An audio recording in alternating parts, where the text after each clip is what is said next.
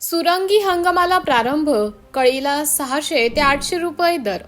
सिंधुदुर्ग जिल्ह्यात सुरंगी हंगामाला प्रारंभ झाला असून सध्या कळीला प्रति किलो 600 ते 800 रुपये दर मिळत आहे.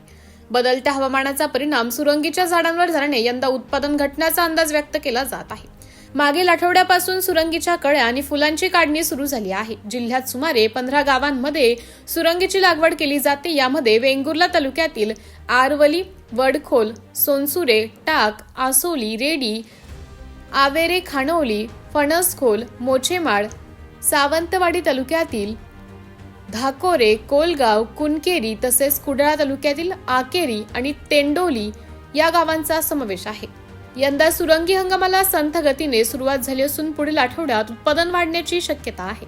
सध्या सुरंगीच्या कळीला शेतकऱ्यांना 600 ते 800 रुपये प्रति किलो दर मिळत आहे, तर फुलांना सुमारे 100 रुपये प्रति किलो दर मिळत आहे. सर्वसाधारणपणे सुरंगीचा हंगाम महिनाभर चालतो. सुरंगीच्या फुलांपासून गजरे आणि वेण्या तयार करून स्थानिक बाजारपेठेत 50 ते 60 रुपयांना विक्री केली जाते. तसेच सेंट, सुगंधी साबण, सौंदर्य प्रसाधने, सुगंधित द्रव्य आणि रंग निर्मितीसाठी सुरंगीचा मोठ्या प्रमाणात वापर केला जातो.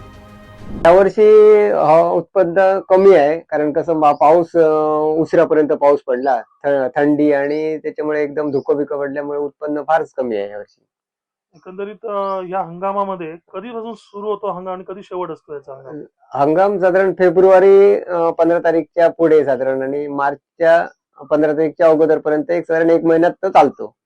एकंदरीत आता याचा जो रेट आहे बाजारामध्ये तो कसा आहे? बाजारमध्ये सध्या रेट 600 रुपये, 650. चांगली कळी असली तर 800 रुपयापर्यंत, पण तेवढी कळी भेटतच नाही आपल्याला, कारण उष्णता पडली तर ते फुलतात. त्याच्यामुळे 600 रुपये मिनिमम दर आहे बाजारात. प्रामुख्याने तुम्ही ही जी सुरंगीची फुलं असते, कळी असतात, ती कोणाला देता, कुठे व्यापाऱ्यांना देता, काय सांगा? हा, मालवण, कुडाळ, वेंगुर्ला तालुक्यातून सगळीकडून व्यापारी कोण विचारतात, येतात. ते अगोदर नेऊन आम्ही घालतो, पण त्यांना सगळीकडून येतात. आणि याचा वापर कुठे केला जातो? वापर ते कंपनीमध्ये करतात. वापर साबणासाठी, सेंटसाठी, असे सुवासिक वस्तूसाठी वापर करतात चांगल्यापैकी. तुमचं नाव? बाळू कांबळी, आवेरा. लोकनायक न्यूज